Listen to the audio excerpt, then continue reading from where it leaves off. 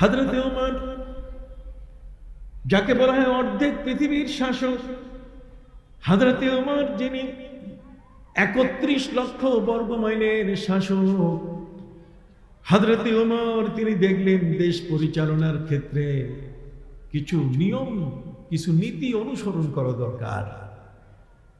সম্মানিত সুধী, হযরত ওমর হচ্ছেন রাষ্ট্রের ব্যাপারে মহাপণ্ডিত। 10 বছর 6 মাস তিনি দেশ পরিচালনা করেছেন। সুবহানাল্লাহ বলেন। সেই হযরত ওমর তিনি ছিলেন একজন উটের রাখাল, উট চড়াতেন। উটের রাখাল মানুষটার উপরে দায়িত্ব এলো আরবদের পক্ষ থেকে যে আমাদের প্রিয় নবী মুহাম্মদ রাসূলুল্লাহ সাল্লাল্লাহু আলাইহি ওয়াসাল্লাম তিনি তাদের বাপ দাদার বিপরীত ধর্ম প্রচার করছেন, অতএব তার একটা কিছু করা দরকার। তারা বেছে বের করলো হযরতে ওমরকে। ওমর ছিলেন সুঠাম দেহের অধিকারী। হযরতে ওমর ছিলেন এমন সুন্দর উঁচা একজন মানুষ। নবীর সাহাবীদের মধ্যে সবচেয়ে উঁচু ব্যক্তি হলেন হযরতে ওমর। উনি লম্বা, অনেক লম্বা ছিলেন। হযরতে ওমর রাদিয়াল্লাহু তাআলা আনহু তিনি মক্কার আরবদেরকে জিজ্ঞাসা করলেন যে মুহাম্মদ সাল্লাল্লাহু আলাইহি ওয়াসাল্লাম বাপদাদার ধর্ম পরিবর্তন করে নতুন ধর্ম প্রকাশ করছেন, কি করব? আমি কি তার মাথা নিয়ে আসবো? আরবের মানুষটা বলল, হ্যাঁ, এটা সুন্দর প্রস্তাব, এই তরবারি নাও, তার মাথা আনো। সম্মানিত সুধী, আমার নবীজির মাথা আনার জন্য, নবীকে জীবনে শেষ করার জন্য হযরতে ওমর তিনি রওনা করলেন। প্রতিমধ্যে তার অবস্থা দেখে, গতিবিধি দেখে কেউ জিজ্ঞাসা করলেন, ওমর যাও কই? ওমর বললেন, আমি মুহাম্মদের মাথা আনতে যাই। বাপ দাদার ধর্মকে সে পরিবর্তন করছে। বলা হল, তুমি কি জানো তোমার বোন ভগ্নিপতি ইসলাম গ্রহণ করেছে? আপনি সকলেই জানেন ঘটনা। ভগ্নিপতি সাঈদ, বোন ফাতেমা তাদের বাড়িতে গিয়ে দেখে যে দুইজনে কোরআন পড়ছে। কোরআন পড়া অবস্থায় ভগ্নিপতিকে তিনি পিটানো শুরু করলেন। ভগ্নিপতির কণ্ঠে উচ্চারিত হচ্ছিল, তাহা মা আনজালনা আলাইকাল কুরআনা লিতাশকা। ভগ্নিপতি সাঈদ হযরতে ওমরের প্রহারে রক্তাক্ত হয়ে গেলেন। এবার বোনের কণ্ঠ থেকে কোরআনের আওয়াজ আসছে। হযরতে ওমর বোনকে যখন পিটানো শুরু করলেন, বোনের মুখ থেকে কোরআনের আওয়াজ বন্ধ হয় না।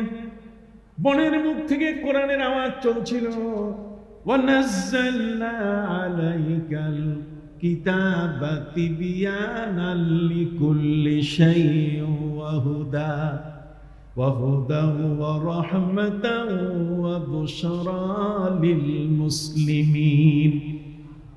হযরতে ওমরের হাত থেকে তরবারি মাটিতে পড়ে গেল। হযরতে ওমর বলেন, বোন রে, এমন এক সুন্দর কোরআন তুমি আমাকে শোনালে যার মধ্যে সব আছে। ওয়ানাজ্জালনা আলাইকাল কিতাবা তিবয়ানাল লিকুল্লি শাইইন। এই কোরআন তো আমারও দরকার। বোন ভগ্নিপতিকে জড়িয়ে ধরে বললেন, আমি অন্যায় করেছি, তোমরা যার কাছে কালেমা পড়েছো আমাকে তার কাছে নিয়ে যাও। হযরতে ওমর রক্তাক্ত বোন ভগ্নিপতির সঙ্গী হয়ে আমার নবীর দরবারে যখন যাওয়া শুরু করলেন, আমার আল্লাহ নবীকে মেসেজ দিয়ে দিলেন, নবীজি একটা মঞ্চ তৈরি করেন। নবীজি জিজ্ঞাসা করলেন, মঞ্চ? এখানে একজন কালেমা পড়বে। কে কালেমা পড়বে? আমার আল্লাহ বলে দিলেন, কেন আপনি তো আমার কাছে দোয়া করেছিলেন, আল্লাহ মক্কার দুজন মানুষের কোন একজনকে তুমি কালেমা পড়ার সুযোগ দাও। তুমি আবু জাহালকে কালেমা পড়ার সুযোগ দাও, আর না হলে তুমি হযরতে উমরকে কালেমা পড়ার তুমি সুযোগ করে দাও। তবে উমরকে যদি তুমি কালেমা পড়ার সুযোগ করে দাও আমি খুশি হব।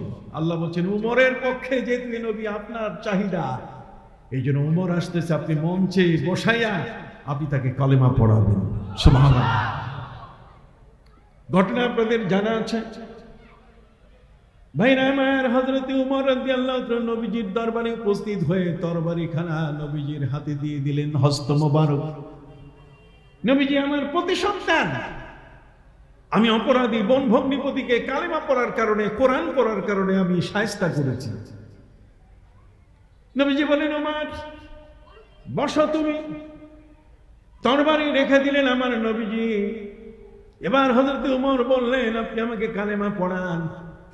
হযরত উমরকে নবীজি বললেন, ওই যে মঞ্চ তৈরি আছে সেখানে বসে। হযরত উমর মঞ্চের উপরে গিয়ে দেখলেন সেখানে চাদর বিছানো। তিনি দেখেই বুঝতে পারলেন এই চাদরটা নিশ্চয়ই নবীজির গায়ের চাদর হবে। ফাখাযাহা ওয়া দাম্মাহা বিসাদরিহি, চাদরখানা তিনি তুলে নিজের বুকে জড়িয়ে ধরে বললেন, নবীজি গো, এই পৃথিবীর মধ্যে কি এমন কোন বেয়াদব আছে আপনার চাদরের উপরে পা রেখে কালেমা পড়তে পারে? অতএব আমি খোলা সাধারণ মঞ্চের উপরে বসলাম, আপনি আমাকে কালেমা পড়েন। আর ওই অবস্থায় হযরত উমরের বুকের মধ্যে আমার নবীজির চাদর মোবারক। সুবহানাল্লাহ। কথা কি বুঝতে পারছেন? সেই উমর আমার নবীর কাছে কালেমা পড়ার কারণে হযরত উমরের জীবন বদলে গেল।